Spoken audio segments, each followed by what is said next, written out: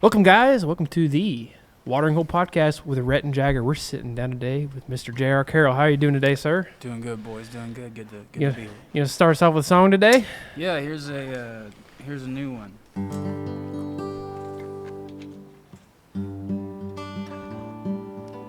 It's called In the Shadow.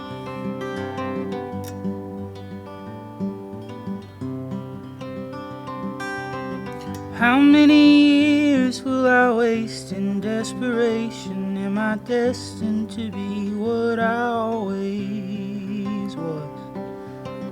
Spent 20 years listening to congregations singing songs about a special kind of love. Now that I'm older, I begin to recognize manipulation doesn't always look so bad. Maybe now I'll find redemption at an altar, finally reconcile the good with all the bad.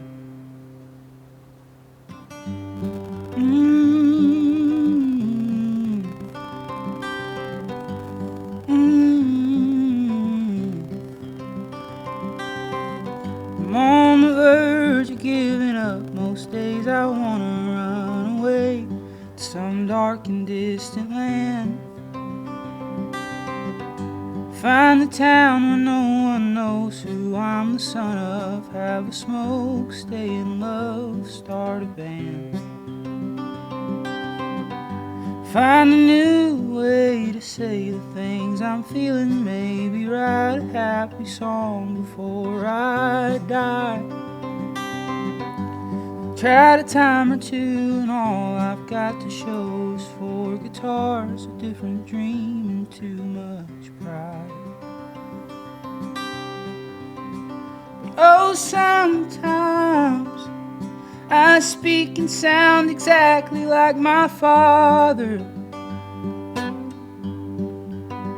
standing tall on a stage somewhere screaming out in vain. In the end, most days I wondered why I ever bothered trying to live in the shadow of my name.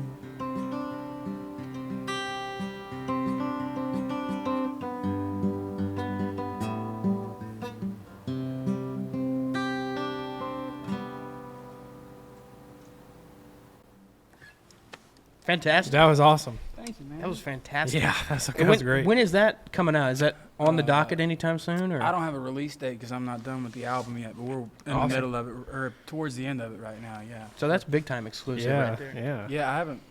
Yeah, I posted a thing of it on my Instagram the other day, but I haven't put that out anywhere at all, so yeah. That's fantastic. So is that going to be the next thing you put out? Is an album, or are you going to put out like a single before then? Trying to decide right now. We just did a lot of stuff in the studio and did more songs than what I've got a project ready, and then I've got a couple songs outside of it, and I'm trying to decide whether or not I'm just going to put those 2 out and then do the record, or if I'm just going to start the record process and start dropping out the album, rolling it out. But a lot of music coming on the way. That's what we like to hear right there. That's awesome. Yeah. First of all, I got to give a huge shout out to manager Jim Yeah, dude. for shout out. hooking it up. So you've been on our list for a long time. Nice. But we ran into Jim at Born and Raised. Or I guess he ran into us actually, but and he's been super helpful. Most of the time, managers aren't super helpful for us, so we really appreciate you, Jim. Yeah. Shout out, Jim. The best. He's a real one. Really. He really is. He really is. So I've noticed that you've done a lot of exclusive live sessions, like Death Before Pop Country, Our Vinyl. So what is it like going into a studio like that and playing live songs for those type of outfits? For Death Before Pop Country, they're friends of mine, and Scott Yahtzee, the guy who runs Shout it, out Scott. was real good to me when I started out doing just playing anywhere. I think the first time I ever played like my original songs for people in a setting where someone asked me to was in Scott's garage. Like Really? he asked me to come over and play. So he asked if I would come do that session for him, and I had those songs that I hadn't really intended on putting out. They just kind of were laying around, and I was like, yeah, sure. So I went over in the day and did it at Tea Garden Studios in Tulsa, and it was really relaxed and easy. And then I honestly kind of forgot about it, and a few months later, he was like, hey, this is going to come out. And I was like, oh, sick, cool. And then people listened to it. Our vinyl thing was really intimidating, to be honest, because like all of my heroes have come through there, and those guys are legit. So to have them even be willing to work with me was a massive honor. So I wanted to do it justice and go in there and at least do a good job and not embarrass myself. So that was pretty scary, but they were so nice and so accommodating and helpful, and it was easy. It was really easy to just go in and play my songs, and not a lot of fuss about it. Just good guys, good work. Scott, we met him at Born and Raised too, and he like immediately he was super nice to us and everything. And I'm a huge fan of the Steelwoods. Oh yeah. And we were hanging out in the media tent, and he's like, yeah, I'm gonna go run an interview with Wes real quick of the Steelwoods. He's like, you want to go?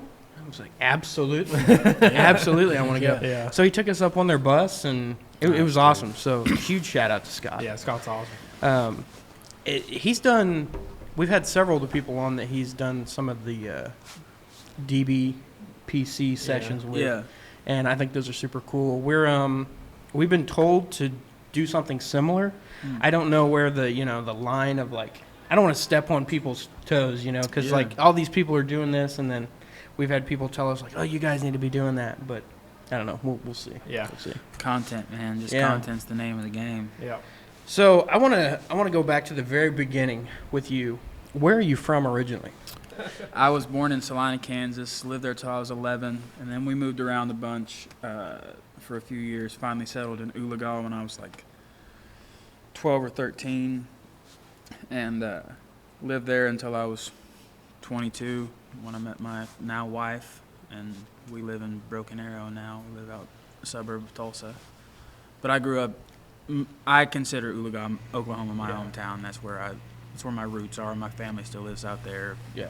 So that's yeah, home. I was really curious about this too, because like in Redfern Groves, like obviously you mentioned like Delaware County. We're both from Delaware County. So Okay, yeah. that song was really like personal to us. And then Rocky Ford, like that's right there in the neck of the woods Yeah, too. man. So my dad's side of the family is all from there. They're the Hortons in that neck. Really, of WH. WH, Yeah. I actually know. You throw a rock, you'll hit a Horton in Delaware County for the most part. Yeah. But so growing up, I always I grew up real religious, so I felt very secluded from the regular world. I felt like I was kind of different and weird, I guess. I kind of viewed myself that way, and I didn't feel that way when I came down and visited my cousins and my family in Delaware County and Rocky Ford, Terracida, and all those little communities. They're probably a stretch to call those towns. It's so weird to hear people say those names. I know. Little Kansas and Twin Oaks. That's where Little Kansas, where my grandma lived, where my little cousins live now, and Twin Oaks, where my uncle and my aunts and several of my cousins live. You familiar with Leech? Oh yeah. I'm from Leech. Okay, I'm nice. from Little Kansas. Dude, nice. Yeah, that's cool. Dude, we probably ran around near each other when we were little kids. There wasn't a whole lot of running around in Little Kansas, but yeah, man, that's crazy. Are you related to Mason Horton by any Yeah, chance? dude. Yeah, I went to high school with him. Dude, Mason's my cousin. Yeah, That's funny. that's crazy. Yeah. Golly, yeah, small world. Yeah, Dude. yeah, that's crazy. So when did that song come out? Where the Red Fern Grows? December of 2019, I think. Okay. You'd have to. Can you double ask check. Jeff about that ice maker? Can you ask him if it's possible to turn on? Oh, it did. It always comes on right in the middle of something. Yeah, that's the way it goes. That song, I got to give another shout out to one of my friends, Kobe, as soon as that song came out, he was listening to that. He's like, you got to check this out. It's like Delaware County. This is like our area right here. And I remember he was the first person I ever heard listening to your music. That's wild. So, shout out to Kobe. No, that's not okay. Kobe. I was like, no, but he knows what a Kobe weird, as well. what a weird coincidence. Okay. Yeah, so I find it really awesome because like obviously like turnpikes from around that area, Tahlequah, to really even have somebody singing like this kind of music from like or related to directly to that area and telling those stories is really awesome for me to hear. I'm sure it's cool that like anyone else can relate to it. Exactly. There's like 400 people, so like real small area I'm picking from to like be my niche, but okay, I guess. Yeah, exactly. Did you watch the movie? Oh yeah, dude! I hunted Fan all of the those movie? hills. My dad's a coon hunter, avid coon hunter. So, I've hunted all those hollers poorly. They used to. I've always been kind of short in the get-alongs, you know. Not necessarily. I've kind of grown into my body a little too much now. But when I was little, my legs was always real short. The rest of me was real long, but my legs was real short. So we'd go hunting in those hollers, and I'd make it up about 1 or 2, and I'd park underneath a tree and say, "Get me! I'll meet you on the way back. Y'all go home." So they make fun of me. So I want to go ahead and clarify before one of my cousins calls me. It's like, "Hey, tell the truth." I've been out of shape for a long time, but yeah, I watched the movie, read the book first, but watched the movies and all that. I remember reading that book like I want to say either in elementary or middle school, and then watching the movie directly after. I feel like it's probably required reading. Oh, yeah, for sure. Yeah. If you don't, it's pretty weird. Yeah. It's like The Outsiders in Tulsa. Like, exactly. Yeah. We read that book too, and then watched the movie. Yeah, I remember watching that. Did you? I don't know if these are even a fair comparison, but Old Yeller or Where the Red Fern Grows, if you had to pick one. Dude, so weirdly, there's like a sequel to Old Yeller that I don't know if a lot of people have seen called Savage Sam. That's the same. I've heard about it. I've never seen it. It's better than Old Yeller. Really? 100%. It's 100% better than Old Yeller. It's so sick. Yeah, I don't want to get into it because I'll talk about the whole movie for an hour. I haven't seen it in so long, but you just opened up a serious thing for me. I really love that movie. But yeah, Old Yeller over Where the Red Fern Grows, to be honest. No one ever asked me about that, man. That song it's like my biggest song by far, and this is the third time anyone's ever been like, hey, did you know there's a book or a movie that's like got the same title as your song? No one ever brings it up. So I was like, maybe it's just lost in the... That's surprising because that's literally like the first like thing I expected people to be like, do you like the movie? Like just even that much. Yeah. But never. No one's ever gave a shit. I was like, all right, man. It takes somebody that is I guess, from there, yeah. I guess, to actually know and talk about it. I guess That's crazy. Yeah, I'll take it. I'm glad. I'm glad someone knows about it. Yeah. But like, I really like when I'm listening to your songs. Like, obviously, songwriting and like the location. Like, cause even like you mentioned like Diamond Head, is the title of one of your songs, and Rocky Ford. It's just really cool to like have a very talented songwriter tell the stories of the people from where I'm from. Yeah, dude, that's I think awesome. I think that's one really cool thing about Red Dirt music in general is that it's about people that we probably have known before, even if it's not about the same person, but it's about the same stereotypical person or whatever. You know somebody like it. Yeah, exactly. So, and who we were talking to I think it was a Great Divide last week that we were talking to about this, about how like Red Dirt transcends just like the border of Oklahoma because it's really about writing about the stories of rural people and how like and their stories. Yeah. So I just think it's really cool to like have somebody that like writes about the scenarios and people that are from my area. I would say more so I write about topics that Red Dirt music has, as opposed to like being a Red Dirt artist. I really would not consider myself a Red Dirt artist. Just sonically, for sure, I would not. I don't think I fit in that mold. You know, there's not. To date, there's never been a Telecaster on one of my songs. Like, it just is not. What would you consider yourself?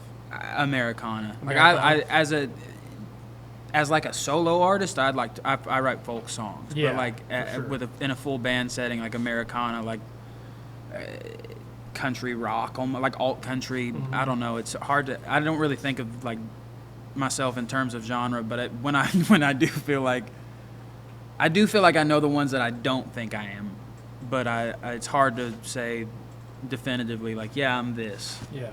I'd say I write songs and then me and my band play them and it kind of takes shape. We aren't really worried about sounding like this or that.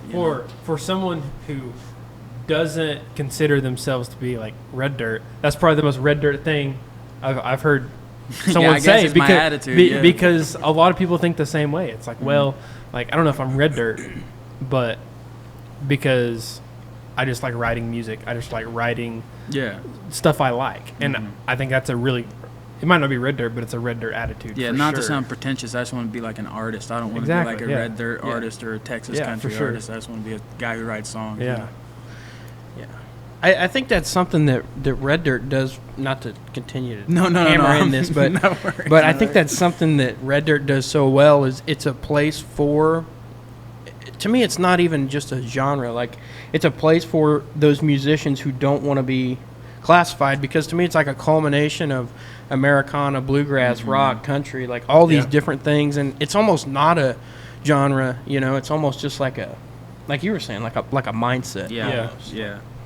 Yeah, because but also like he's saying, like, it's, if you had to classify it, I think you would have to classify it with almost kind of like that rockier country sound, probably. Yeah. I would think, but I don't know. Yeah, I think lyrically it leans more toward the, like, I don't have like straightforward rock lyrics for the most part. Like when I think of rock music, of course my reference point for rock music is very, very limited. To be honest. What is your reference points for rock? Oh God, I don't know. I don't want to like say bands that people are like, that isn't even rock music. Photograph by Nickelback. Yeah, seriously. I'll put it this way. I've never listened to a Led Zeppelin song in my life. I just, like, those kind of bands didn't reach where I was. Not like I wouldn't enjoy it, and not that I won't one day like sit down and be like, damn, Zeppelin rips. But my dad was just not about that at all. It was like gospel or old country, and that was it. And I thought old country was the corniest thing in the world until I got older, and I was like, oh, this is actually... He's an old country guy. I'll take your like 50s country over rock any day. I mean, I'm not a... I respect anybody who does something well enough. Like back in the day, I think that it's more impressive to be an artist who's known from the 70s or the 80s or the 60s, just like on back then, because you had to be like the baddest dude in your area to get any sort of record deal, to get any sort of way to release music. Now I can go to my bedroom and record something and it'd be out in 2 weeks if I put it out on CD Baby or DistroKid. Like it, and not also, we probably lost some of like the greatest artists of all time because it was so difficult to, it was so inaccessible. But you had to be, there was a floor for like how shitty something was going to be for the most part. Like if it was just horrible, it wasn't going to get mainstream attention. That's what's crazy to me is, like, this sounds so millennial to say, but without social media, also, like, you're having these bands that are selling out these huge, like, fields, these open fields, just tons of people. And to me, it's crazy how you had that going on, that many people loving that artist, wanting to go, be at this place with that artist. To me, that's crazy. Yeah. Did you ever see the video of Freebird at the Oakland Coliseum? For one, it's like a time capsule of what American history, like if you were a white person, it's like the peak of American history. For everyone else, it was not super chill. A white guy. For everyone else, it was not super chill. But it's just a video of no phones, just ripping a great song, and the crowd is just in it every single second. And it was like, man, I can't imagine. Like, we have crazy crowds with Zach shows. Like, it's insane, but I can't imagine that level of like connectivity with an audience and the audience with the band. Like, no distractions, just there to play music. Like, golly, man. Insane. Since you brought that up, would you prefer, like, if you're watching the crowd you're playing in front of, would you rather them not have a phone? Like, would you rather be like looking, or do you even care? I don't care as long as they're having a good time. Yeah. You know, as long as they're enjoying. Like, for the most part, like, even it would be one thing if like everybody was out there on their phones and just like playing Tetris or something. Like, their video, and then they put it down and they start hollering or singing again. It's like I can't complain about anything. I'll say from like an outsider's point of view, I think that's one thing that is a little sad. That I think is that like literally every concert, or if I know somebody that went to a concert, it's always on like Instagram or Snapchat or Facebook. They're always taking videos and stories, and that's really good for, I guess, exposure for the artist, I'm sure. But from my perspective, I feel like if I'm sitting there if I'm watching you from behind a phone, it's not that as enjoyable for me, and I know it's like not as enjoyable for the person, because I guess I'm a more in the moment person, if that makes sense. Like I would rather not take a video of any concert I'd ever go to and then just enjoy it and know my memory from that concert. It's funny you brought that up, because last Thursday I went and saw Dwight Yoakam, and my wife went to that show. Okay. I'm a huge Dwight Yoakam fan. Right. I took my usual videos throughout the show, but on the last song, I just put the phone away, and I just wanted to enjoy it, like you're saying, like I wanted to see it and feel being there. Yeah. But I don't know. I mean, I think it depends a lot on the venue too. Yeah, that's true. If I'm like if I'm playing a really small room and it's kind of like a listening atmosphere, and there's one dude who has his flash on, it's a little weird, I think. But also, like at a festival of 25,000, I think if nobody had their phones out, we'd be like, well, is it? I mean, are we good? Are we tuned? Like, is this going out? What's this suck? Yeah, are we ass for what happened? So, I'm just got people come. Yeah. I'll take it. Bring your phones. Don't bring your phones. Whatever. Just buy a ticket. What's been your favorite venue so far that you've played at?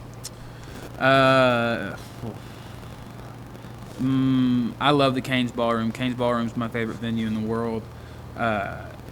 We played this place in New York City called Pier 17. It's a rooftop venue, and you could see the Brooklyn Bridge in the back, like behind us. That's cool. And we played it like as the sun set. Charles Wesley Godwin opened for us, and man, it was an incredible night. It was such like a fever dream too, because I had like been home and I flew in that day. I had to fly home for something, but I flew back out, flew in that day, landed, played the show. It was just all really fast, and it was so surreal. Mm-hmm. Yeah, that Pier 17 is super sick. There's a lot of Red Rocks, obviously, is amazing. And you're going to be back at Cain's on New Year's with Caitlin, right? Yes, sir. Okay. Yes, sir. Very excited for that with Tommy Prine and Nolan Taylor as well. Going to be a great show. I'm looking forward to that one. Back home. So we got Red Rocks. So you got Colorado, New York. Have you been to every state? I don't know, to be honest. I try not. I feel like our touring schedule is pretty intense, and it's less intense than a lot of people's. It's all relative, but like we're gone a lot. So if I look at that as an overarching like thing, I realize like several months of my year next year, I'm like away from my home, my family, the people a lot of the people that I love. I'm out. Luckily, I'm very lucky that we have a lot of my close friends that I grew up with. I'm in the band with, so that's a blessing to have that little piece of home out with us. But you got to take it in chunks, or it'll like, personally, like it would destroy my brain if I tried to like look at all of it and even take it in. We've been a lot. We've been to dang near everywhere if we haven't been everywhere. You know those maps that like have like the lines on it, like where you've been? I'd love to see a map of just like where you've traveled in the past year, just the lines all over it. Yeah, I would like to see the like off day travel too, like that included, just the stops in the random little towns. Yeah, we've been on the road. So, okay, I'll come back to this. I want to get back to So you moved to Oologah, Yeah. grew up there. When did you kind of get into music, and then did you do other things in high school, like play sports, any other clubs, things like that? Or I was in choir in high school. I was a choir nerd. I was really involved in the church until I was like 19. So that took up most of my extracurricular time. Mm-hmm. How would I say? I haven't thought about this in a really long time. I apologize on this podcast. I started, I guess probably narcissism. I started writing songs. I originally probably to like impress girls, and when it worked a couple times, I was like, how do I get this on a mass scale? How do I impress every girl? Yeah, so how do I make all of them? So I started posting covers on Twitter, and eventually a friend of mine that I went to school with was dating this guy, and she reached out to me. It's like, my boyfriend is a producer, and he's just moved to town from Nashville, and here's his information. He heard you sing, and he thinks you're talented. So that's news to me. Very cool. Thank you. Shout out Miss Mandel. Her mom was a teacher, and she was like the main one who instituted that, who organized all that. So honestly, without Angie Mandel, I don't know if probably wouldn't be sitting on the couch today. So shout out Miss Mandel. So I messaged him, and I was like, hey, so-and-so said that you're a producer. What's up? And he was like, dude, your voice is good. Do you write songs? And I was like, yeah, kind of, but not really. And he was like, why don't you come into the studio? We'll just talk and meet each other, see if we click. And I got in there, and we vibed immediately. Mm-hmm. Just was just immediate bromance, you know? So we started working together, and I just like, the next week he was like, let's try and write a song together next week. So I like came to the studio the next week, and I wrote this song that I am sure now, I can't remember it, but I'm sure now at the time it was horrible. But we finished it, and I was like, that is the coolest feeling in the whole world. Like pulling something out of nowhere and like making a song. It like did something to my brain in the ADHD way. It was like, oh, this is the scratch. This is the thing that you like yeah, that'll keep your attention. So yeah. I went home, and like it was the middle of the summer. His AC went out in the studio. So like all summer, it just would not. Every time he'd get it fixed, it would go out again. So I had all summer to just write songs, and I wrote so many horrible tunes. Well, howdy, folks. Welcome down to Bad Brad's Barbecue. Hey, stop looking at Gus. Stop it. All right, folks, you see here, Jagger's trying to throw some cornhole, and he just can't get her done. I just cannot hit anything today. I see that, Jagger. Man, you gotta have some Bad Brads. Play that crap when you're hungry. Vernon always coming in clutch with the barbecue. Oh, yeah, look at that bite, folks. All right, Jagger, let's see it. Look at that, right in the hole. Bad Brads, where you can't help but be good. Like Jagger said, folks, Bad Brad's Barbecue, where it's good to be bad.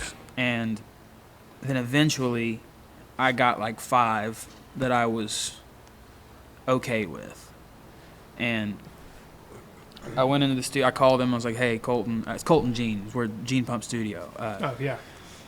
I was like, hey, I want to just put out an acoustic EP. It was after Zach had done Deanne, and I was like, man, people really liked when he did it. What if they like when I do it? So I was so naive. What an original thought. Yeah. No, man, the reality is, like, I had been hearing his songs. I had and his, like, some of the ones that were like really the ones on that first tour that people really connected with. Like he had been playing those songs for me and my friend Caleb for a long time, and we were like, man, this guy's incredible. Wait until the world finds out who he is, you know, and what he can do.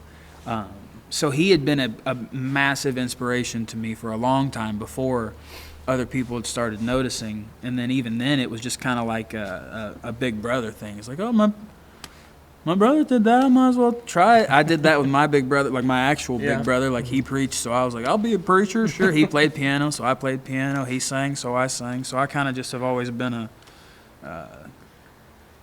I guess a Robin to a lot of Batmans, if you will. But I put out we went and recorded it, and I put out that thing. I went in the first day and recorded 5 songs, and without Redfern. The next day, I get in because I just didn't like a couple of the takes that we had done, so I wanted to redo them. And I was just sitting in the control room of his studio with a guitar, and I remembered this song. It was Redfern, Where the Redfern Grows, and it was genuinely the second song I had ever written. I just never really, I had never played it out.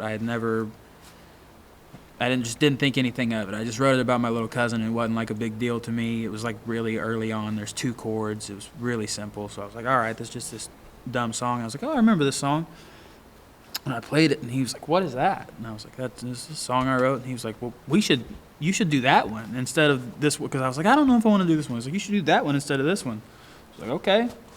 So I did, and we put it out, and that has made all the difference. So thank God for Colton Jean and having a good ear.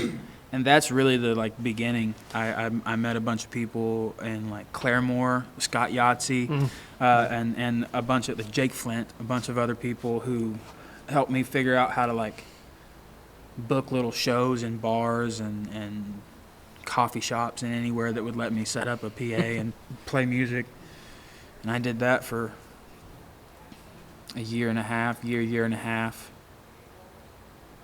And then Zach got out of the Navy and started touring and asked me to come play in his band, and I was like, sure.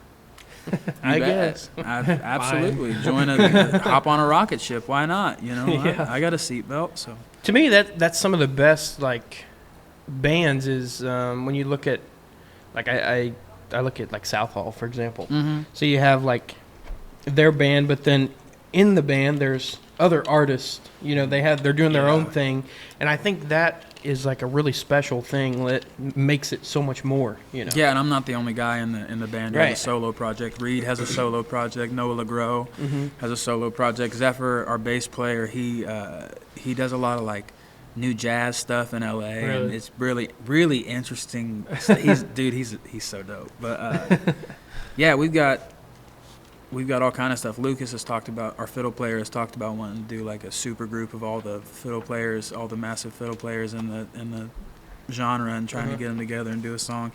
Yeah, that'd be cool. Yeah, that it's just cool. Sounds cool. I want him to do it. That's why I'm talking about it. He brought it up once several months ago and hasn't brought it up again. I'm going to manifest this into existence. Tell him we want it too. The people need it. But it's dope to be surrounded by such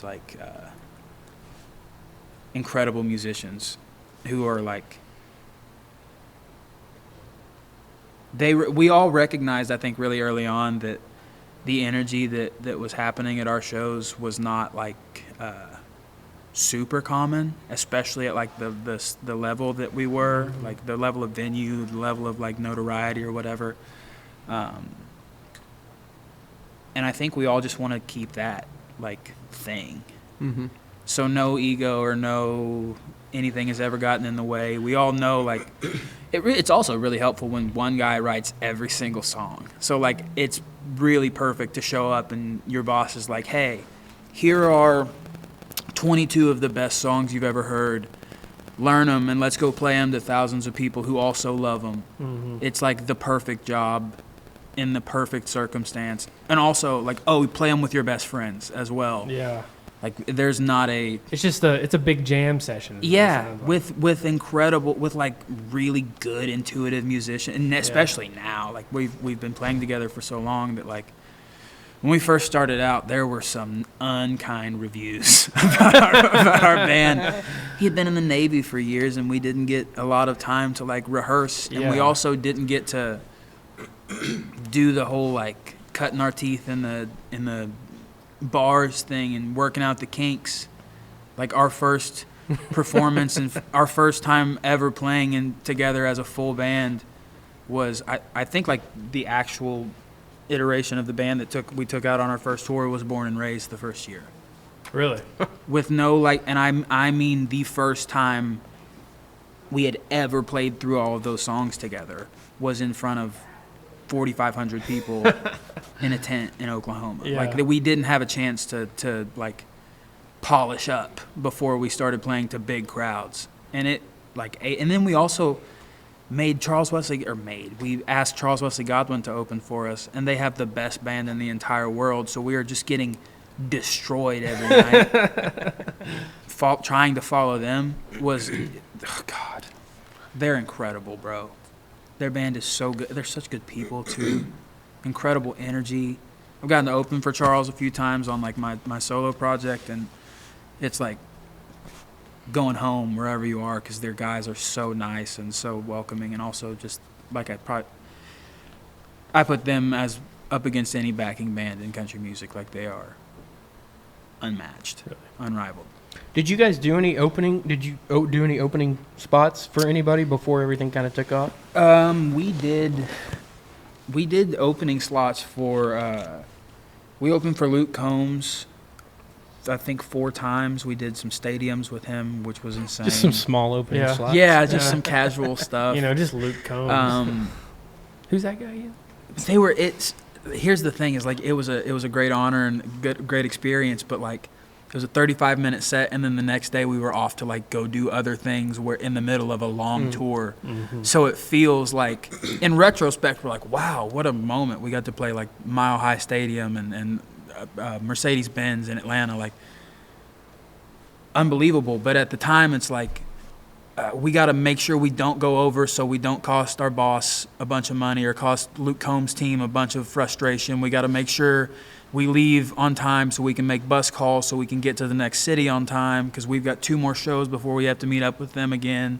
Like, it was just, there's a lot of things going on, so a lot it doesn't. Of moving parts. Yeah, so you don't really, in the moment, have time to be like, wow, this is crazy. You can be like, wow, this is crazy for the 35 minutes you're on stage, but then you're like, all right, now I got to pack up my shit and get out of the way now for it's really crazy. Real musicians who like have, you know, we're the reason that all these people are here. Yeah, crazy.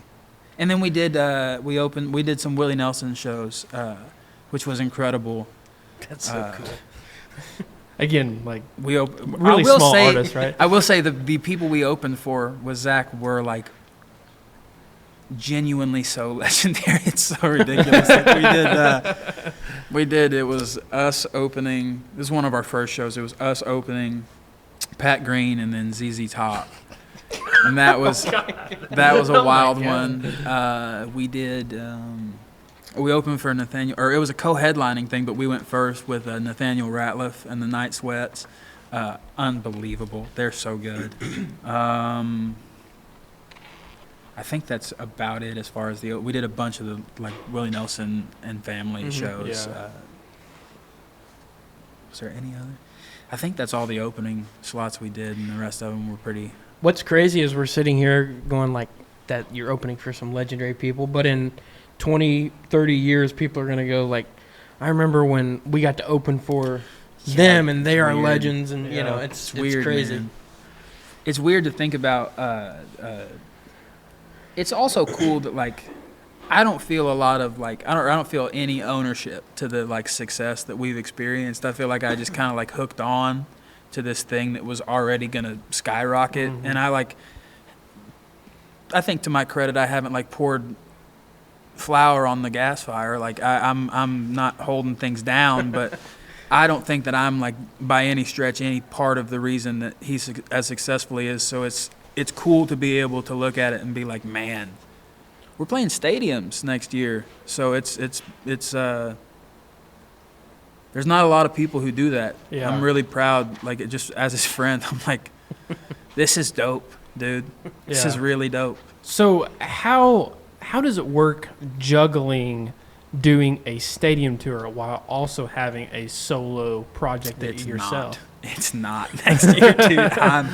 I'm like, this year I did probably 15 or 20 solo shows on top of the 90 or 100 Zach shows that we did, and it was really. Can you hear that buzzing? Yeah. Okay. That's weird. I think it's just in the headphones. I think it is, I don't too. know what's going on. Yeah, I don't we hear run it on at a all. low budget around here. Hey, that's all right, man. It's all right. DIY. I'm sorry. What was the question? Like, how does it work having a solo project Okay, while yeah. doing Last stadium year, shows? last year or this year, it feels like last year because the tour is done. But this year, I did probably 15 or 20 solo shows on top of the like 90 or 100 that we did with Zach, and it was a lot. And we're doing more shows next year. And I just got married, and I like my family, and I haven't seen them in a while. So I am going to play a few shows here and there. Like I think I have one thing on the books, a Two-Step In festival next year in Austin. No big deal. I'm very excited. If it makes it feel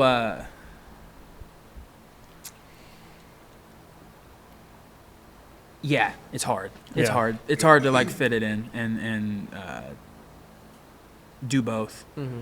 But also I don't feel like I am sacrificing anything. Like I have the best life Yeah. I could have like ever imagined. Like you could give me a billion different choices and I would not trade it. Like everything has worked out so much better than I could have ever imagined. I have like a wife that I adore. I have my family and I get along now, which is sick. My boss is like my best friend. He's gonna be the best man at my wedding. Like I have nothing to complain about. Yeah. If the hardest part of my day is like I don't get to go play 30, 40 shows on my solo gig just in 2024 and then 2025 I can do whatever I want again, like what am I going to fuss about, you know? Relax. Give me more time to write music. That's another cool thing is like I get to have experiences that are worth writing about. Yeah, that was one exactly. thing when Zach asked me to join the band. I was like, man, I don't know if I want to like. It seems so stupid now, but I was like, man, I don't know. I've got some gigs in Texas, and like I just, I don't know if I want to like put this on hold and like really say. He's like, man, I love you. I love you. If you live a life that's worth writing about, more people will want to listen to you talk about it. And that is I think that was like, I needed to hear it because I was like, yeah, very valid. And now I have more perspective than just like that 20-year-old kid who was really sad that a girl cheated on him. And I had like never left home. I still live with my parents. Like I was like, I thought that I was like this nuanced, really deep and thoughtful guy. And really, I was just this small-town kid who thought he knew a whole bunch of shit that he was very wrong about. That's very profound, honestly. It's like, like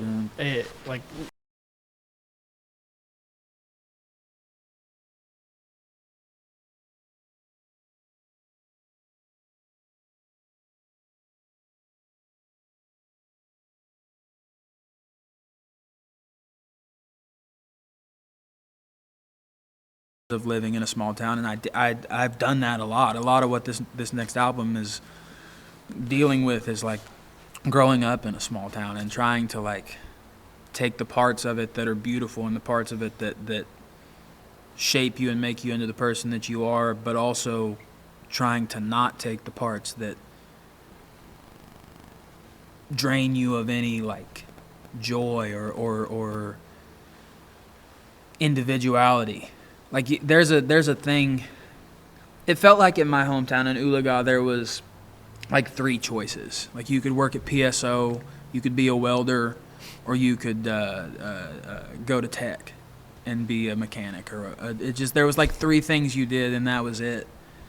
And that is like, to me, that was always.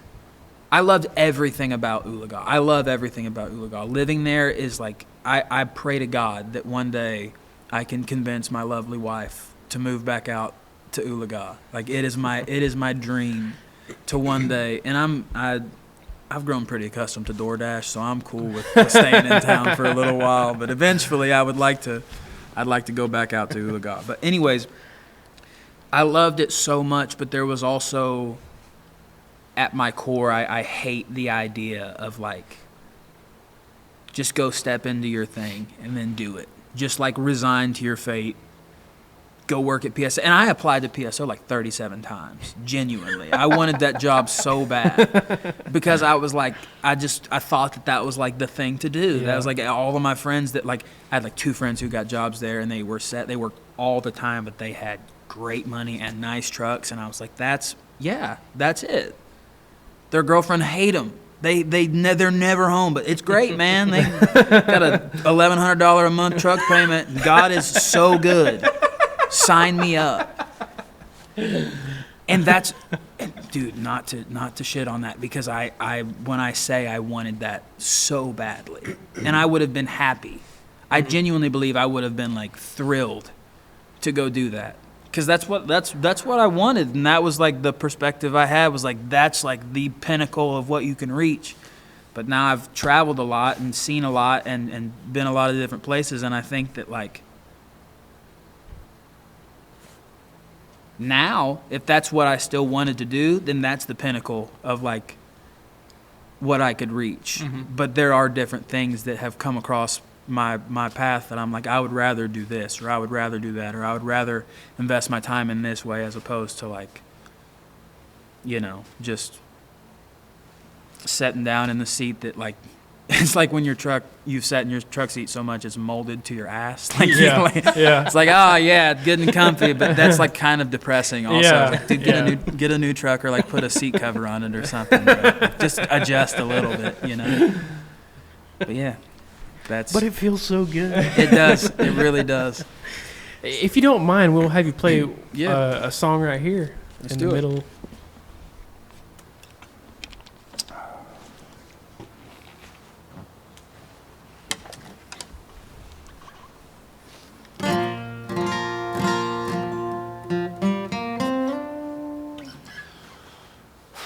Should have prepared.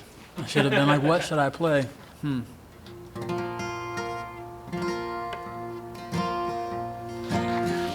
Okay, yeah, this is one I wrote called Hometown Hero. Don't take it literally. I'm not that inflated. It's tongue in cheek, I promise. I get my drinks for free in Tulsa. If I'm feeling friendly, I can make a couple bucks. If I sang a little Whitley, I'm a hometown hero, taking time off the road. I'll bet my buddies are probably waiting on me, praying I walk in. If they're lucky, I might buy a round anything but gin. Oh, I'm a hometown hero, getting ready to explode. I don't need any sympathy. I don't want anything but wine. She may be gone, she won't forget me, 'cause heroes don't die. Lord knows I've tried, but love just won't let me. See, I've been all around the world, I've seen Rome and Paris too, and none of them could hold a flame to laying eyes on you under the soft lit haze of our empty room. I sure won't lay awake tonight wondering what I could have changed, done a few things different, maybe you'd have stayed. But I can't turn back time, and that's a crying shame. But I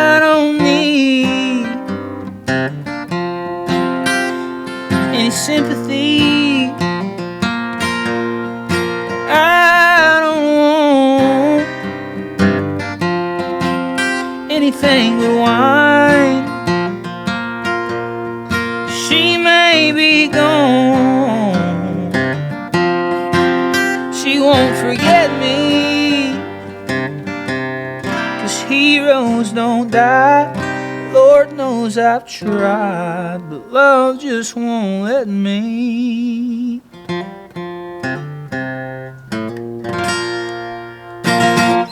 Fantastic. That's awesome. Thank you. I apologize again for the headphone noise. I Hey, hope, dude, it happens. hope they can't hear that. I hope it's just in the headphones, but Fingers crossed. we're going to have to fire our equipment guy. Yeah. You're done. You're done. I don't know why I'm looking at him. I set it up. So, Delegate. to get a little bit off of our serious track here, I have to ask it. Hold on. Before you ask Oh, that, God. I want to real quickly top off on the previous topic. How did you get in touch with Zach? Like, how did you meet him? Have you grown up together? Or? Grow up together is probably too strong of a term. We both graduated from Ulagal. He's a few years older than me. So you're not related? No. Okay. No. I did hear. I heard somebody was saying that we were cousins. Okay. And I have don't that in know. my head. No, we are not cousins. We're not family. I mean, not by blood. We met. I posted this list of songs on Twitter one day. Just songs that I liked, and my music taste is insane. Like, it's phenomenal, life changing. Some would say. Mm-hmm. Now we need to know the. I got it. I'm sure it might still be on my Twitter, but anyways, he like either replied to it or DM me. Was like, dude, like your music taste, we should kick it sometime. And I was like, I agree, we should kick it sometime, because I had heard about him and I had like seen his videos on Instagram. I was like, this guy's talented. If you're a musician in a small town and there's another one that's like, you know who they are, and you know, you play music in a small town, you know the other people who do. So like the next weekend, he comes home on leave, messages me and was like, hey, come over and hang out, bring your keyboard, I'll play guitar, we'd just jam. So I did, and turns out he had invited my friend Caleb as well. I stopped at the gas station. Caleb was like my best friend in the world. Hung out all the time. And this one night we just happened to not be hanging out. I go to the gas station like 8:30 p.m. Go grab a can of Copenhagen, come out, and Caleb's across the other pump. I'm like, what are you doing? He's like, I'm going to Zach's. What are you doing? I'm like, I'm going to Zach's too. I'm like, oh, cool. So we go over there, hang out, and within just a couple of minutes, man, it was like immediately we were so close. Just like we clicked immediately. Our vibes were very compatible, very fast. And we hung out until like 4 in the morning and played David Brothers songs and bullshitted. And then just stayed in contact. Anytime he was home, we'd hang out. Anytime he was on leave and had some time, we were,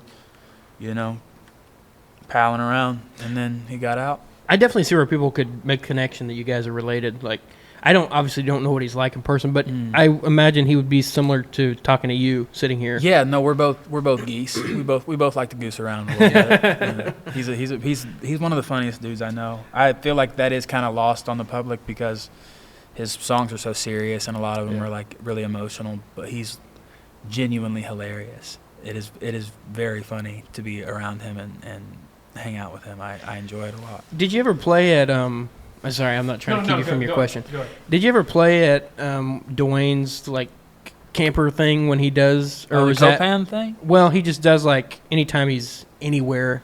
Oh When he yeah, sets Any the camper music thing. festival or anything like that. yeah. I have on far too many occasions played for Dwayne and Camp great. Godspeed and all of those different things. I've heard about it, and then I had this kind of image in my head of what I thought it was like. And we met him at Born and Raised, and he's like, you guys should come out. And so we got there, and it was not anything Not like quite I what you expected. pictured? No. I love the first 15 minutes was him giving us a... Oh, did he speech? well, it wasn't a speech. It was like a solo performance. It was like an impromptu song. He was freestyle rapping. He gave you a little wag taste, freestyle. Yeah. Okay. Yeah. Yeah. He was freestyle rapping. Those are Yeah, those are fun. Those are fun, and they go really like just a perfect amount of time, not too long at all. He always knows. Yeah. He definitely knows when to stop. He's an entertainer at heart. Yeah. He really is. Zach got it from somewhere for sure. I thought it was hilarious. He was because we went to his camper after born and raised. He was like, "Hey, come out. Well, we're gonna have some people out here." That actually is meet some Camp people." Godspeed. Yeah. Yeah, and he was like the first thing when like people started crowding around because we got there a little bit early. People started really crowding around. He's like, "All right." He was putting up Sterling Elza, I think, and because Sterling came out and played there, and he was like, "My son is not gonna be here." He said, "Don't expect him to be." You can just hear this like. It was. There was a guy hilarious. walking around with a. Was the backpack full of Jello shots, or did he have a spigot on the backpack? How was that again? Oh God, no! Oh, what was it? It was like something he was carrying on his back, but it was like a shot dispenser. Yeah. Oh my God, what was it? I don't remember. Hey, we had to drive back to. I did not Stillwater. partake. I just like to throw that out I had to drive back from Stillwater. men. I was like, Good men. I was like, dang, I wish. Give those men their keys. Yeah. The ones who did not partake. Yeah. You have a sip of that, you'll be freestyling with Dwayne. Yeah, I was about to say, bro. Give you some There were so inspiration. many bottles like alcohol on like just a fold-up table. Dwayne is the best. He was very, very good to me in a time when I needed somebody. He was there for me, and I'm forever grateful for him. He's a great guy. We're excited he's to awesome. have him on in a couple weeks. Oh, he's got a great story, man. He's gonna be Great here story. for Calf Fry Christmas. We're gonna have nice. him on then. Perfect. But I love what he's doing for the like local smaller musicians. He's walking right now. He's on Yes, I was going to mention that. He's on a walk for I believe there's some families with cancer that are going to be donated to. Just a lot of different things. A lot of always finding a good cause to be a part of. Dwayne's that kind of guy. You know? Yeah, he's walking. I don't know if you saw it, but he's walking from it was Copan or somewhere. Claremore to Copan. Yeah, or it was something like that. It's a hell of a walk. Yeah. longer than I want to walk. Yeah, so I saw him. Longer than I want to drive, to be honest. So he's a better man. I than saw me. him post something today. It was on his Facebook story. It's like looked up 100 BPM red dirt or something like that, and it was a picture of one of your songs nice. on there. I was like, oh, that's cool. We're interviewing J Hard today. There you go. Okay, now you can Okay. ask her. Well, question. I've got two. Okay. I've got two. So the first one: has anybody ever told you look like Post Malone? Yeah, a lot. I didn't see it A until lot. now. Thank you so Yeah. much. Oh, A lot. Sing a little Joe Diffie for us. oh, you saw that too? I was gonna mention that. Yeah. I'll do Feeling Whitney for my last song. What are your thoughts on that? That kind of collab. Oh, dude, I love anytime Post goes country. I'm Yeah. I'm a massive fan. Stoney came out my senior year, so I was like, that was like the album of my senior year. That was the driving home from. We had off campus lunch, and I was addicted to drugs, so like, Stoney was my vibe. Yeah, good times. Love Post Malone. Love when he did You Can Have the Crown, the Brad Pitt. Oh thing, my all gosh. that. I'm so here for it. Yeah. So here for it. I love that version of You Can Have the Crown. And you said it was Dwight Yoakam's guitar player. It's Yeah, Dwight his Yoakam's band. band. Yeah. Oh, it's his band. Yeah, that's Yeah, right. Minus his guitar player. Yeah. Yeah. Yeah, so I had to throw that out there. I'm sorry. I'm sure you get it all the time. But I was not so like- much anymore. Not so much anymore. There was a time Noah Khan kind of like came and grabbed that from me, and he's the folk Malone guy. So it's like, Yeah. I don't have to worry about it. There's already like somebody else in that lane. I guess so I haven't. I've listened to some of Noah Khan's stuff. You I guess I haven't seen a picture of Noah You Khan. should dig The- in, big dog. Yeah. First and foremost, Yeah. Noah's that guy. I do like Dial Drunk. Mhm. I do He's like that he's song. got a lot of great songs, man. His last album was And, incredible. and he actually just done a collab with Post on that song too. I think. yeah, Yeah. dude, full circle. Yeah, full circle. that's Big kind of shouts. funny. Okay, I'm sorry Drum I have to roll. ask this. Have you met Joe Rogan? Yeah, Of course you have. I did meet Joe.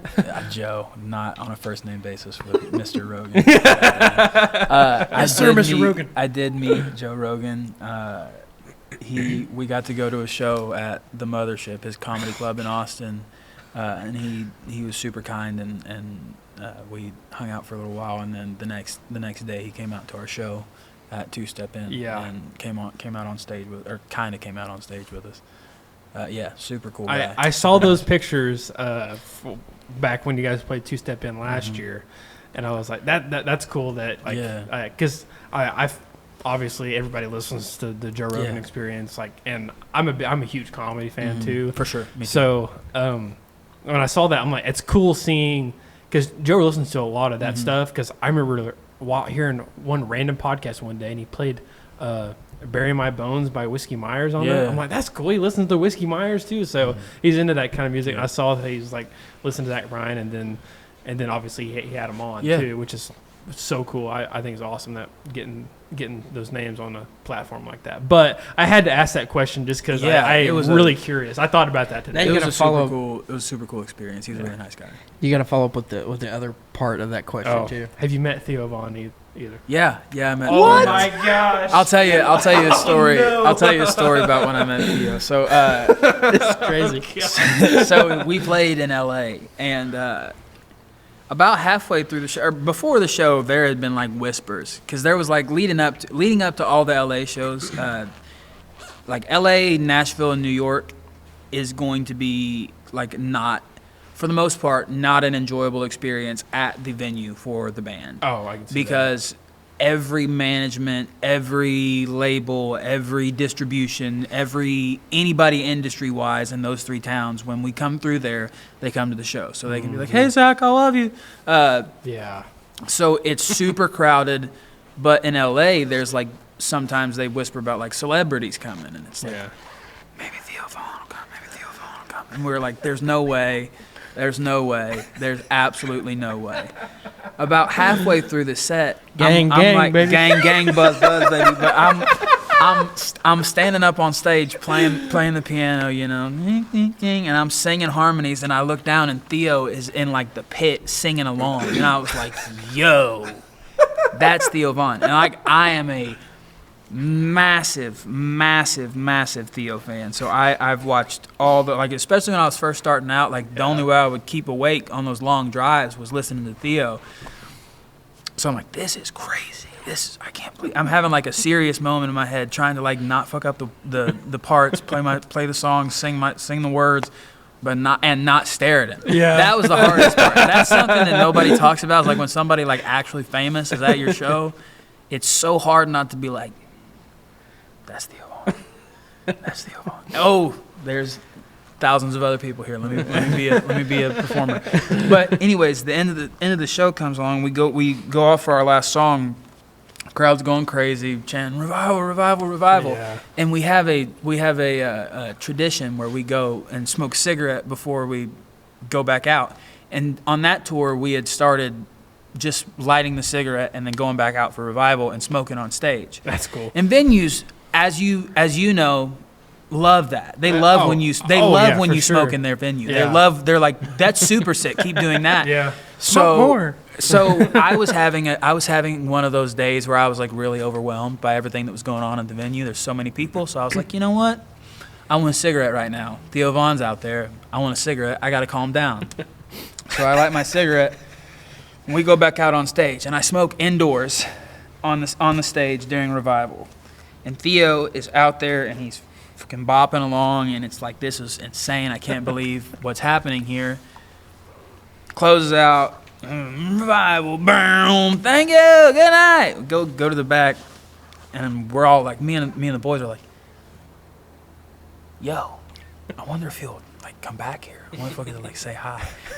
Immediately, cue him rounding the corner, and he's like being funny and talking to everybody, and like, Graham's redheaded, and he like roasts him about being redheaded. I don't remember what it said, but is that a cigarette that I smell? No, dude, I swear to God, I'm not bullshitting you when I say I was so nervous. I'm just like sitting back. He's like talking to people. There's people coming up to him and bothering him. So I'm like, I'm not gonna be the dude who like, I'm not gonna be the straw that broke the camel's back on Theo Von's patience. Like, I don't want to be the last one to like interact with him before he's like, all right, fuck this, I'm going home. So I'm just kind of sitting there. And he like stands up to like conclude a conversation with someone who was very clearly getting on his nerves, and turns around and sees me, and we make eye contact, and I'm like, all right, I guess I have to like stand up and at least be like, hey man. So I like stand up and I'm like, hey dude, big fan. He's like, I'm a fucking fan of you.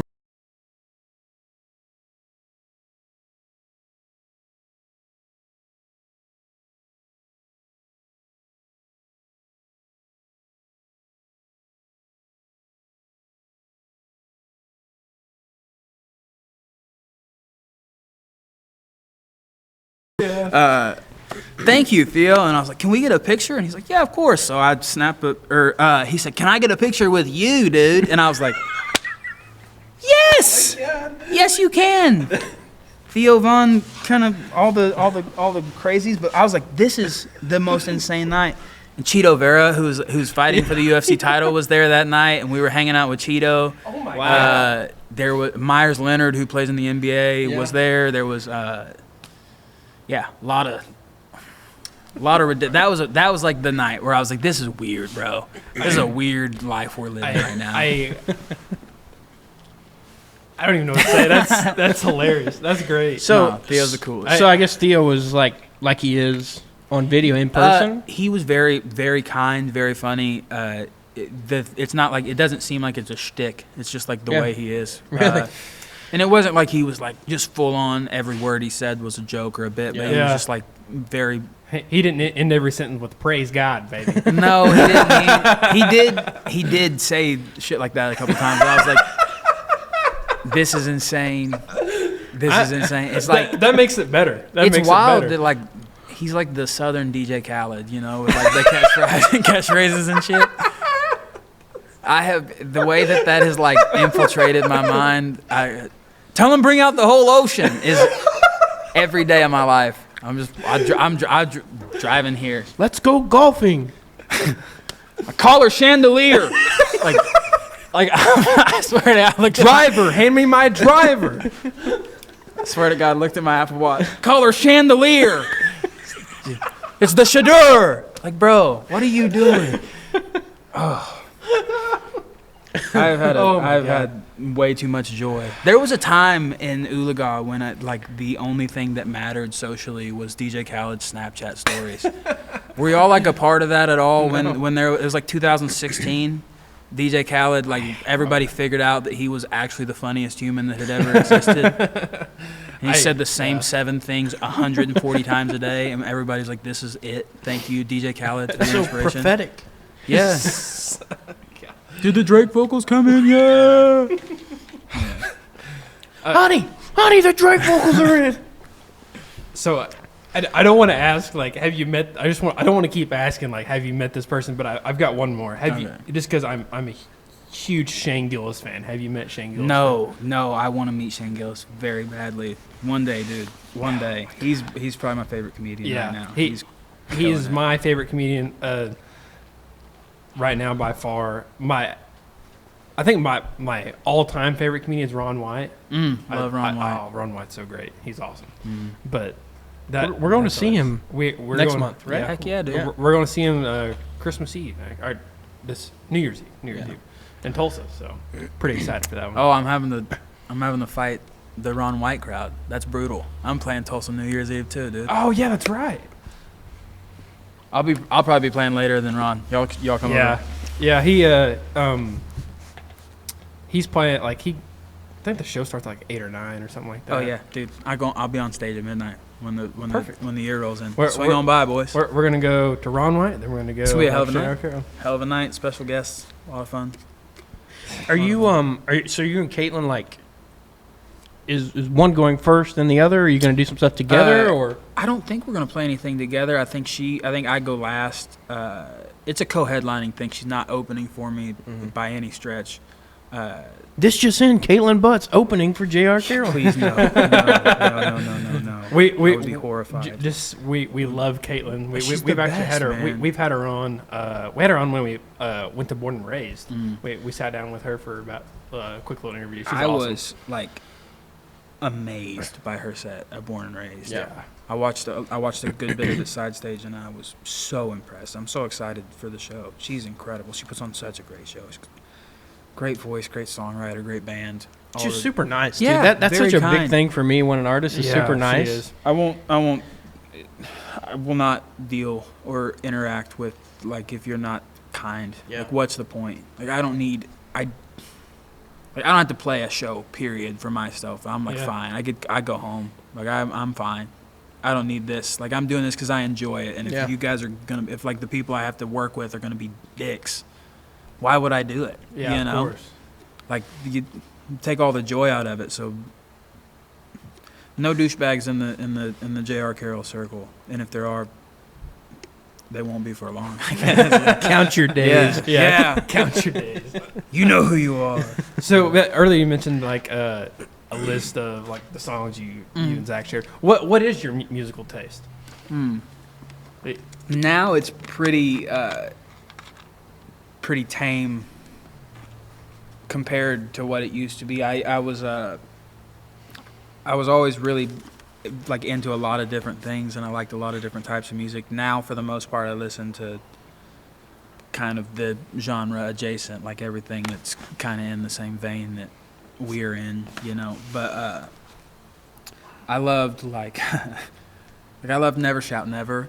I don't know if y'all know that band. I do not. Honestly, good. You would be laughing at me. I love Frank Ocean. I love the Avett Brothers. The Avett Brothers are probably my favorite band in the world. Anything old nowadays, like anything old country. I got super into George Jones for a bit. Got really into Guy Clark and Townes Van Zandt. As far as like modern, I would say Turnpike, Jason Isbell. There's a guy in Texas named Jordan Nix. I don't know if y'all know Jordan. I have not.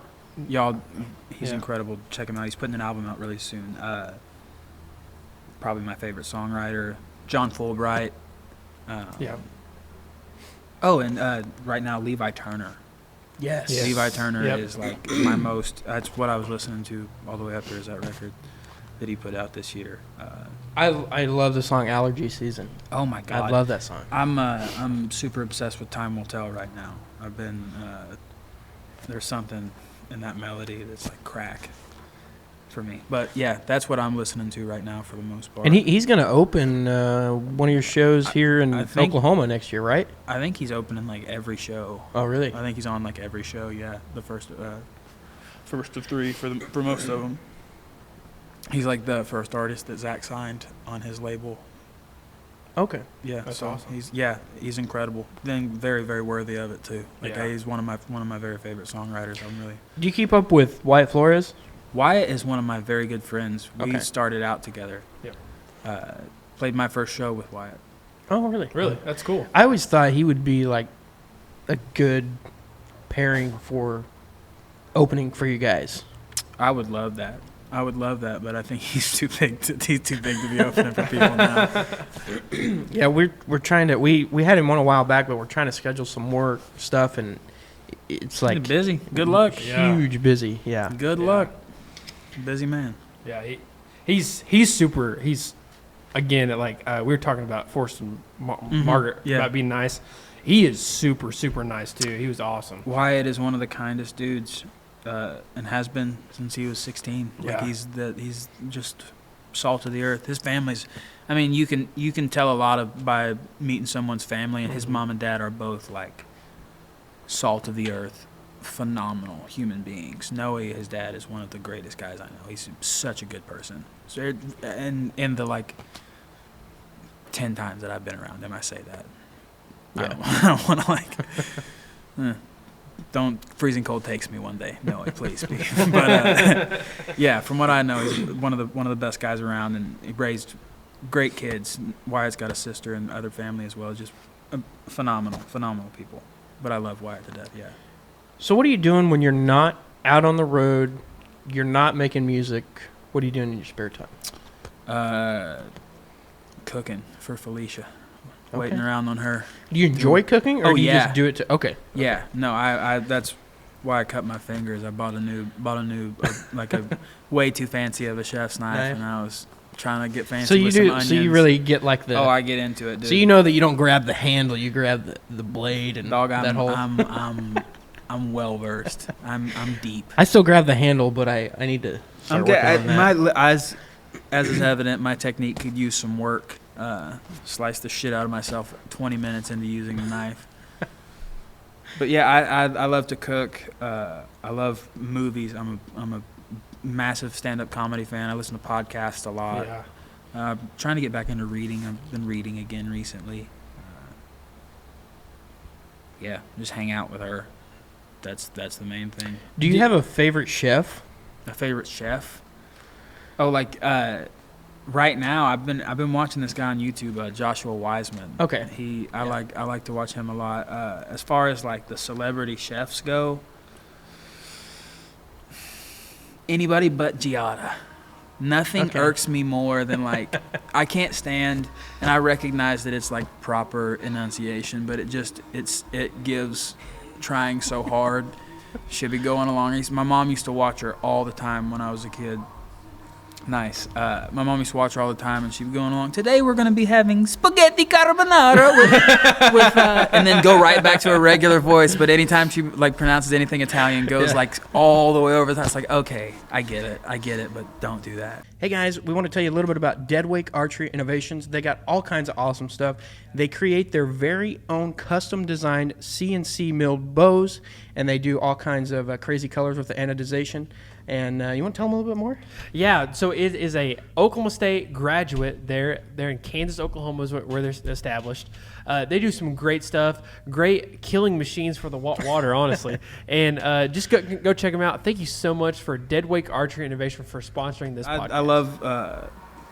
I love cooking. I love all those cooking shows. I think I've got like the part of it, my ADHD, it like calms me down. I see like the chopping and stuff. I'm like, I'm a big Bobby Flay guy myself. I like Bobby Flay, Guy Fieri. Yeah. I almost got to meet him. That one was like the one. That's my white whale, the one that got away. We were at Stagecoach in California. Yeah, he was at Stagecoach. And Zach got to go meet him, and like they had 2 golf carts going over, and I was walking over to the golf carts, and then somebody said something to me, and I turned around, and I was like, blah, blah, blah, blah, blah, and I turned around, and the carts are like leaving, and it's like, all right, there goes my chance. All right, yeah. No, so knowing you're a Shane Gillis fan, I'm sure you've seen the Grill Sergeant. Oh skit. my God, yes. That I can't think of Guy Fieri without thinking of that skit. I went home and watched it. After you mentioned it a couple weeks ago, I had to go home and watch it. Oh, Haruto, that's crazy. He's like, God, I can't. If I talk, I'm just gonna keep more. I'm a big Tom Segura fan too. I recently, like YMH. That's like my podcast of choice. Yeah, I listen to all kinds of like the comedy podcasts and stuff like that. Big into that. That's like my probably my main go-to of. Like I honestly don't listen to as much music anymore because I mainly listen to like podcasts and things of that nature. I don't know. I feel like that's what I grew up. It's interesting that like that's kind of where like my tastes have led me. I always really enjoyed listening to stories. Like my dad tells stories or my granny tells stories. We didn't have TV growing up, so I was like just looking for ways to be entertained. And then now, like, I'm still, as a grown man, just listening to other people tell stories. Yeah. What's even worse is when you have a podcast and you sit around and listen to your own podcast. Yeah. That's how you know you have some serious issues going on. I don't know if I'll be able to listen to this. I hate my voice. I hate the way like my voice sounds recorded. It bothers me. I'm in the same room or way as you. I can't listen to our podcast. Yeah. Like I'll click on it on YouTube and I'll slide it over for the view, and I can't listen to myself talk. I try to not. I've just gotten to a point recently where I can like actually be a part of the editing process for my vocals. Like I can't like go. I used to like going through and listening to takes was like actual torture for me. I would just be like, no, Colton, just do it. Just figure it out. I can't do this. I can't do this. But now I'm like, all right. Yeah. I'm producing this record myself, so I'm like actually having to sit down and be like, okay, yeah, let's be an adult about this. Yeah. If other people don't think it's, painful, you should relax and just do your job. But yeah. See, I'm the complete opposite. If I was putting out music, I'd be jamming to that stuff in the car every day. I'm getting better. It's easier now when there's like other elements than just me, my guitar, and my voice. Mm-hmm. Like now that I'm like, especially like looking at it from a producer standpoint or like from a production standpoint, as opposed to like it's my song and like I'm seeing how it got like fully fleshed out. I'm like thinking of how to do that now and like how to build it and what instruments to put where and what parts to do. So it's just kind of like a different perspective on things. It's been really cool. Been a different it's been refreshing to like have that like different viewpoint on my music as far as like listening to it and stuff like that. Yeah. You said you like movies. Do you have a favorite movie? And if you can't pick one, do you have like a top 5? Oh yeah, I can give you a top 5. There Will Be Blood, definitely in my top 5. That's a good movie. I have not seen that one, Go and I'm a watch movie it. guy. It's a long watch, but it's an incredible movie. Great movie. Daniel Day-Lewis. Yes. There Will Be Blood. Lawless is in my top 5 as well. Tom Hardy, Shia LaBeouf. It's about like moonshine and family. Incredible. I have not seen that. You Now need to watch it. Now bro. I need It's to go watch incredible. Tombstone. I just made Felicia watch that for the first time a few nights ago, and it was a glorious moment for me. 2 more. Legends of the Fall. Legends of the Fall is one of my all-time favorite movies. Really? Yes. Big Brad Pitt guy. Yeah. And Once Upon a Time in Hollywood to round it out with another Brad Pitt. Yeah. Can't go wrong with those. It's the top 5. I'm a huge Quentin Tarantino fan. I love Tarantino. Pulp Fiction's my all-time favorite. It's a great movie. I have a weird. I had the weirdest order in watching Tarantino movies. Like I started with Kill Bill. Like I watched all the volumes of Kill Bill, and then didn't see any others until Hateful Eight.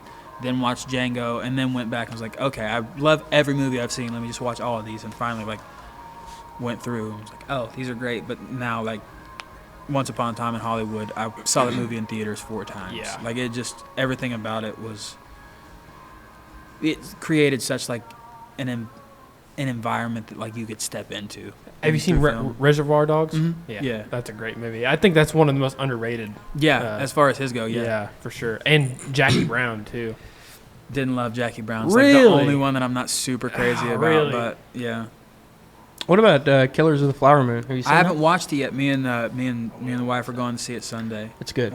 I've heard good things. I'm excited and I'm nervous. My dad's got permission to hunt on the Drummond land.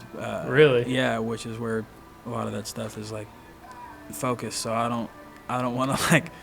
I kind of want to still be able to feel okay about myself going to hunt. So I've been hesitant. We'll see. I love those kind of movies that are like sort of nonfiction, but they're fiction. But like Young Guns. Oh, dude. That Young Guns 1 and 2. Those are. You ever seen Old Henry? I have not. It's a kind of a newer Western, and it's kind of in the. I won't ruin it, but you saying Young Guns kind of made me think of it. You should watch it. It's one of the best Westerns made in Old Henry? Old Henry, yeah. It's got Tim Blake Nelson, Tulsa guy. But Really? Mm-hmm. I didn't know he was a Tulsa guy. yeah, I could be 100% wrong, but I'm like 80% sure. I know Bill Hader's from Yeah. Tulsa. Yeah.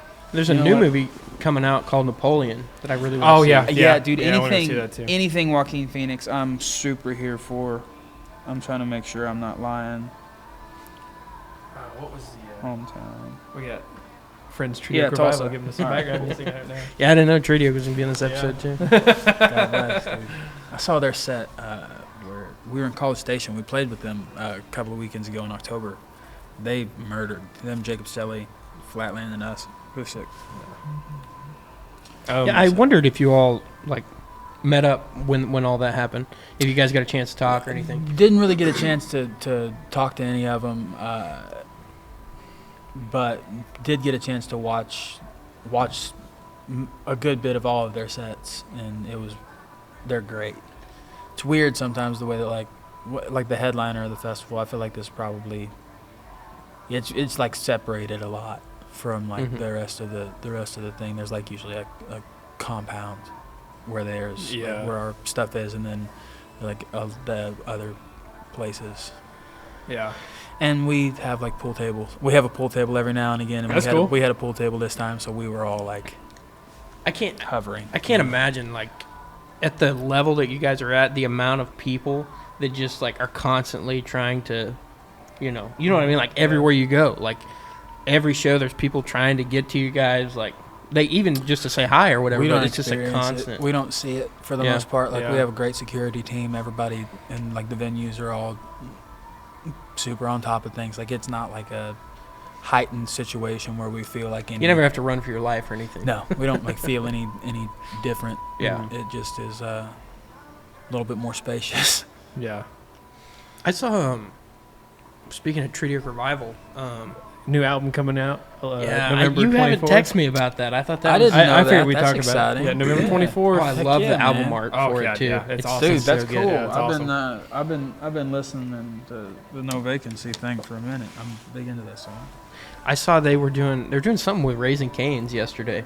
Really? They're down in Louisiana Really? doing something. So That's awesome. You want to play us a song to go out to real quick? Yeah, sure. Let's see. Can I make a request? Yeah. Can we hear Where the Red Fern Grows? Sure can. Yeah, I can do it. before we do this, can you see if they'll turn that down? I was going to ask you about that too. Thank you, Big Country. Yeah, they got it down. All right. Let's see, Redfern.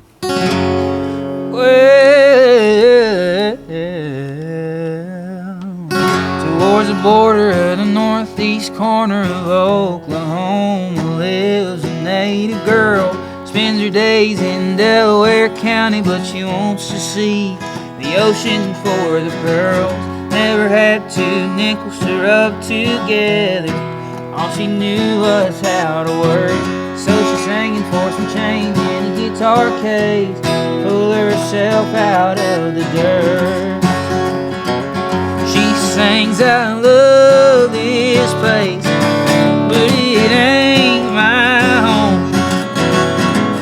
I belong where people hear my songs and sing along. And I hate to leave, but I've got to go. I was meant for more than missing cowboys, where the red fern grows.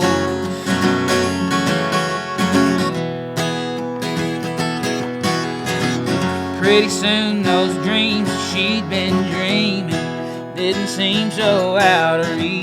So she stitched her chains and checks and started playing shows. Weren't out on the street and met a drummer in a red dirt band out of Tahlequah.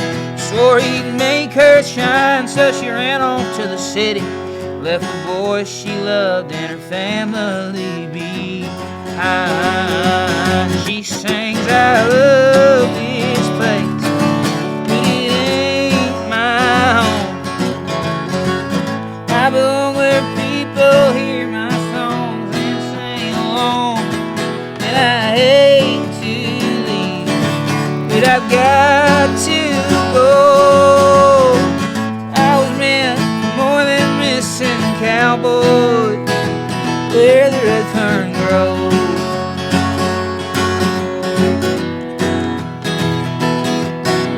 The days turn into months and all the months turn into years. Streets turn to stadiums and silence turn to cheers.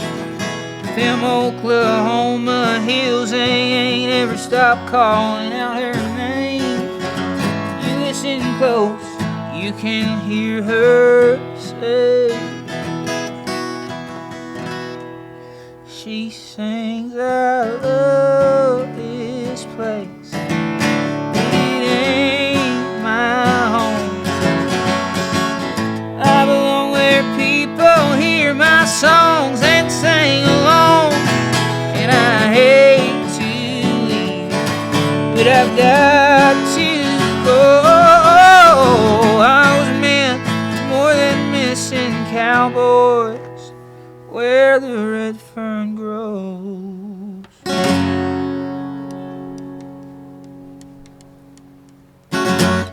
Fantastic. Awesome. JR, Thank you so much. Thank you so much for coming out here today. Pleasure, We boys. Had a greatly good time. appreciate it. Yes, sir. Yeah, Appreciate let's you do it guys. again sometime Yes, for sir. sure. For sure.